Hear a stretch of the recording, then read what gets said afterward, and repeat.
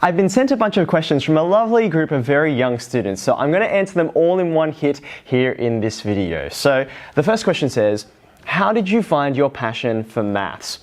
I think to answer that question, there's sort of two pieces of the puzzle. The first one is that I have an older brother and he always was very gifted at maths and loved maths from a much younger age than me. And so when I was growing up, when I was in primary school, even though maths was not a subject which I was particularly gifted at, I watched my brother do things, particularly he would program mathematical things into a computer, and I would watch him with interest and say, like, what's going on there? I was always very curious, even though I didn't understand it at the time. So I'd say that my brother kind of planted a seed there of mathematical curiosity.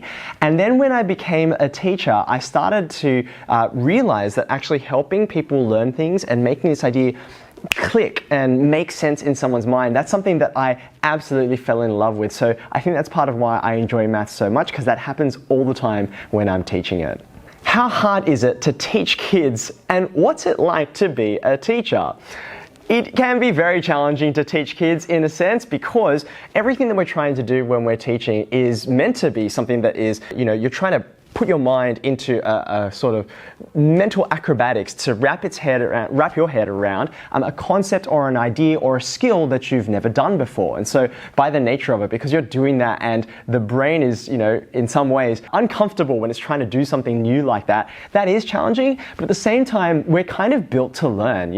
From the first moment that we are born, we're looking at the world, we're taking in sights and sounds, and as we learn to speak and write and interact with human beings and people around us, these are all things which our brains are kind of built to do. So in that sense, learning is kind of an easy thing. It's a natural thing. And so even though it can be hard, I really enjoy doing it. As to what it's like to be a teacher, I think it's full of, like I said, the joy of trying to work out what's a great way to explain something, or what's just a new perspective on an old idea. It can be challenging trying to juggle all of the different kinds of tasks, from 9 a.m. or whenever your school starts to 3 p.m. or whenever your school ends. There's all the parts of being a teacher that you as a student might see, but there's all kinds of other bits as well. Every lesson that I prepare takes me sometimes hours outside of that lesson time to think through and to plan. And then there is, setting tasks, activities, exams, and then the marking of those, and then things like writing reports and other sorts of organization that happen behind the scenes as a teacher. They can keep us pretty busy, but they're all important to help students learn, so that's why it's worth doing them. What path did you take to get where you are now? This is a very simple question that I feel like has a very complicated answer. It was a very winding path in a way, but I went to university to train to become a teacher. That was the University of Sydney, and in some ways the most automatic thing to do after that was then to start working in a school, and that's what I did for, 6 years. I taught mathematics and computing studies as a regular classroom teacher. But then I learned that after I've been teaching for a little while, and I got a sense of how to do the job, and I sort of became comfortable with how to do it, and I wasn't just very confused and learning new things all the time, I started to realize, okay, I think I have the opportunity to serve other people by leading other teachers and supporting them. So that's when I became a head teacher of mathematics, when I joined my current school, Cherrybrook Technology High School. And that was also around the same time that I started filming my classroom lessons. I didn't have a fancy camera like the one that I'm looking at right now. I just used my phone. And even though that was a simple act and there were no grand plans behind it, I was just trying to help a student who was sick and couldn't get to school and be in our lessons. Even though that was a very simple thing, it kind of opened up an enormous world that I didn't expect. Because people could get to view my teaching from anywhere in the world, just so long as they had an internet connection and a device, it sort of helped many people encounter me and get to know the way that I love to teach and learn way more than I would just have in the regular classroom. So that was almost 10 years ago now that I started doing that. And I think that that's what opened the door to, hosting TV shows and writing books, and now working across the New South Wales Department of Education and supporting teachers all over the state and even beyond that, sometimes around the country. And I've even had the privilege of going overseas and working with teachers in other countries. So it's a bit of a winding path. I don't know that I can say like, oh, if I'd planned it, this is the way that it would have worked out. A lot of things happened that I could never have expected. I didn't know that 1.5 million people would start subscribing to my YouTube channel. That was definitely not part of the plan, but I was delighted that it happened. So I guess the lesson there is to be ready for opportunities, to be thinking of ways that you can help people, and also, being open to new thoughts and trying new things, innovating even if it's a bit risky, and trying to see what happens when we do those things to help others. Do you prefer teaching primary school kids more than high school kids in mathematics? I feel like this question has a little bit of bias in it. I love teaching people of all ages, and that's not just me sitting on the fence. I don't just like teaching primary school and high school. I love teaching beyond that in people who've left school, maybe they're at university. I love talking to adults, like I said before, people who are also teachers like me, or parents, or people, even beyond that. I really truly love teaching everyone, and there's a different challenge along with all the different age groups, all the different kinds of people that you teach. I will say I find it harder to teach primary school kids rather than high school kids because I was trained how to teach the high school mathematics curriculum and the primary mathematics curriculum and the syllabus and all of the concepts and ideas there. They're things that I've picked up along the way. You might say, well, Eddie, you actually went to primary school, you did all that maths, isn't it easy? And I would say, no, it's not.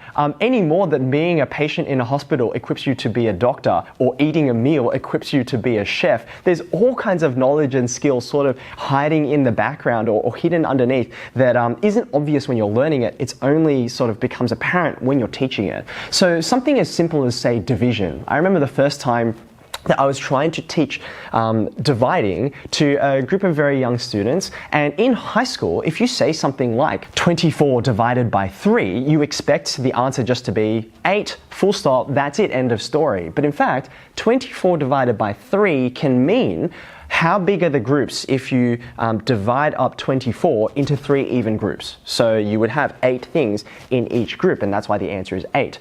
But in the same way, you could actually think of 24 divided by 3 as how many groups would you get if you divided 24 into groups of 3. So you'd have a 3 here, 3 here, 3 here. How many 3s would you have? And the answer is 8.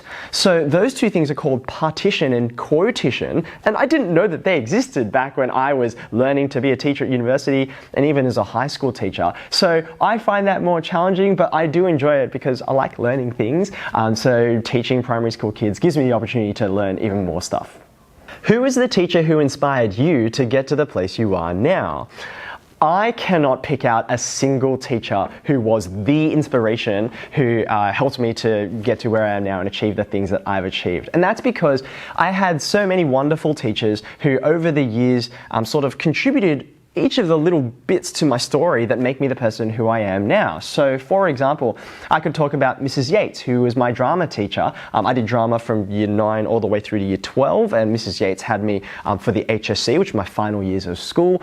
She taught me the value of taking on a persona and being able to sort of convey another person's perspective that isn't just your own. Or I could talk about Mr. McFadgen, who taught me English for 4 years and explained to me the power of stories. And storytelling is something that I do in every single lesson that I teach, even though the subject that I teach is mathematics. I could talk about Mr. Brown, my agriculture teacher, who taught me the importance of treating students as not just people who are supposed to learn in your class, but as fellow human beings with incredible dignity and value. Or I could talk about Mr. Best, my music teacher, who taught me the lesson of patience. I think music teachers are amazing because they are so gifted at music and they can often play multiple instruments, but they have to have incredible patience because they're dealing with people who do not know what to do with their instruments at all, and they sound terrible, especially to begin with, and then they will develop into skill. So every single one of those teachers that I just named, and many more besides,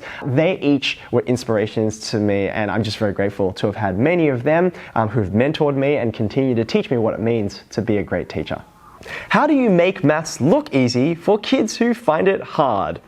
This is an interesting question because I don't find maths easy. I find it a subject which, even though I teach it, I've always found it something intellectually, it's full of hard thinking and sort of getting things wrong and then trying again and learning lessons. So I'm glad some people think that I make it look easy. I guess what I would say is, firstly, what I just mentioned, the fact that I can empathize with people when they find maths hard to learn, because I found maths hard to learn and I still do in many ways. I think that empathy is very important because there's nothing more discouraging than when someone says to you, oh, it's very obvious. Why don't you understand? I think I understand and everyone else understands. Why don't you? I've never been like that in my classes because I don't find things easy to understand. I have to work really hard at them. So that's one thing. Secondly, I would say connecting it to knowledge that we already possess, I think, is very important.